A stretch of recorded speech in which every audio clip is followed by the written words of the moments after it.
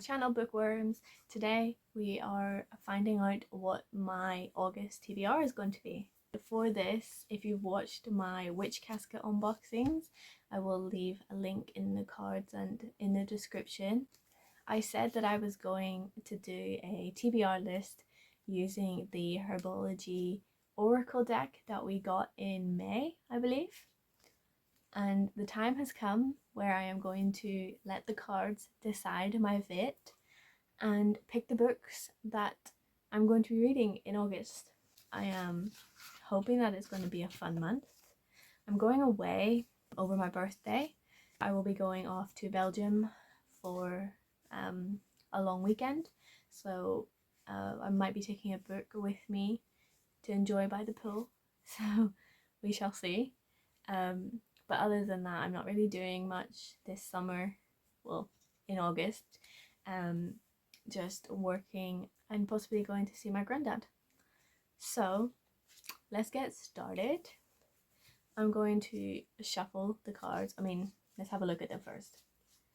They're stunning editions. The card identifies a certain herb and shows you a picture, and then it tells you the thing that it helps with. So if, say, I was doing a success ritual, spell work, maybe something around the candle, I'd probably use a bay leaf because this says it helps in success. So I hope that makes sense. And basically what I'm going to be doing is either finding some book with the word in the title, maybe something that has green on it or a color, so like Time, for instance, has a pink flower on it, or a purple flower, sorry, so I could pick a purple book. I could pick something that has themes of peace or courage or something that relates to the quality at the bottom of the card, and just using my intuition to pick the books relating to what I think the card means and why it's coming to me. So let's get shuffling. So the first pick is Rue, and that is healing, and it's a green and yellow flower. So healing, for me, I think of like doctors overcoming emotional trauma. I think that I'm going to go with the doctor element. I really want to read this story, so I am choosing The Salt Grows Heavy. This is the UK cover and I adore it. Finally, I love a UK cover. The inside is really cool. That's really nice. The Plague Doctor mask always creeps me out, so I'm looking forward to this. Fleeing the downfall of an empire, a mermaid and her plague doctor companion escape into the eerie shadows of a wintry forest. Among the bark and snow, they are drawn into ancient games for ageless children, a murderous hunt of blood and sacrifice, deep in the woods where three who call themselves saints rule over them like gods. Trapped in a feverish nightmare of masks, monsters, stitches and surgeons, and needle teeth, the mermaid must embrace all of her cruelty and hungers to free the children. This sounds so intriguing and gripping. I really loved Nothing But Blackened Teeth by the same author. They wrote this incredible story, and when I seen that they were doing another novella, it's a nice short book, I just knew I had to pick it up. So I am going to use this book for the healing card. So I'm just gonna pop it in there until I read it. So yeah, this is the first pick.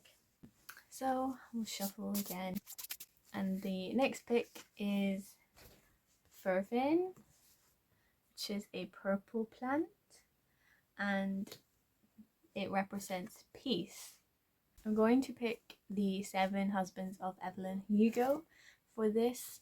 I feel like this follows Evelyn, who is telling her story about her past, so she can make peace with it.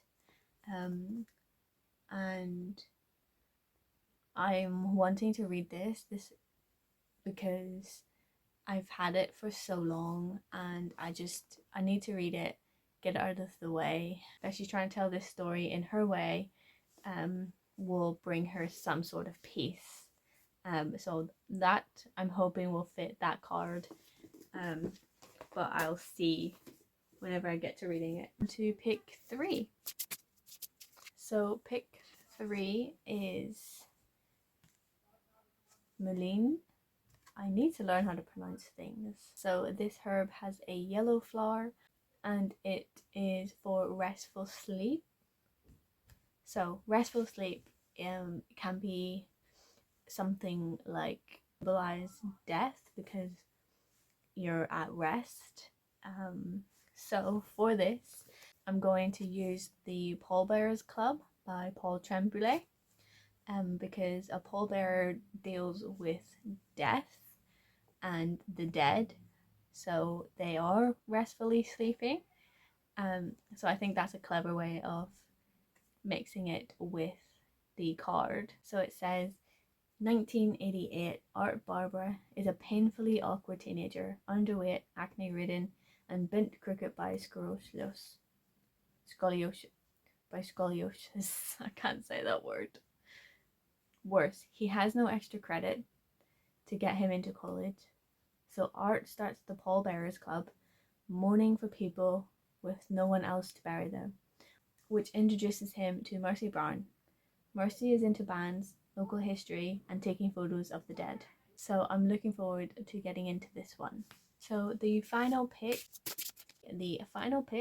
for the Oracle deck, and it's anise, and it's like the Christmas spice. It represents boundaries.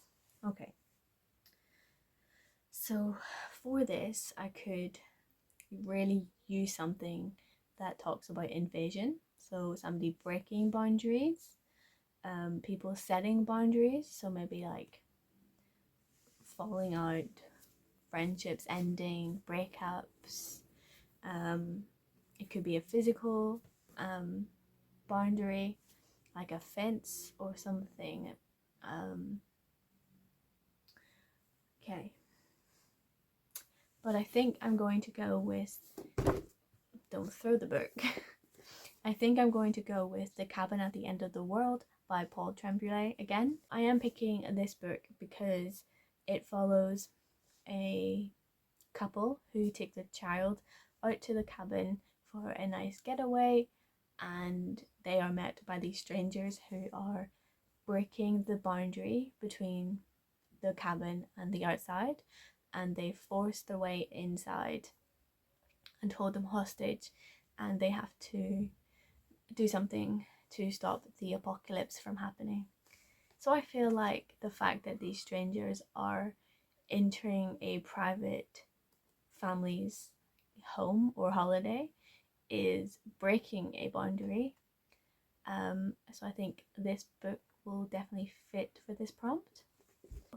The cards have spoke, and I will be reading these 4 books for the Oracle deck. So yeah, that's kind of cool. These are books I wanted to read anyway, so I'm really looking forward to delving into these books. I do have some other books that I need to read for certain projects. Is The Monkey's Paw by William Waymark Jacobs. This is like really short. It's only like 90 pages. And it's not even like full page. So yeah, I'm looking forward to reading this. This is for another project, but I will keep that a secret until I start filming for that. So be sure to subscribe so you don't miss out on what this is all about. The next book is Hide by Kirsten White. So this is like a game where you have to survive in this amusement park. It has such mixed reviews, so I'm quite intrigued to read it. But yeah, I'm looking forward to delving into this one and finding out if it's going to be my type of book or not. And the final physical book that I want to read is Mrs. March by Virginia Fretto.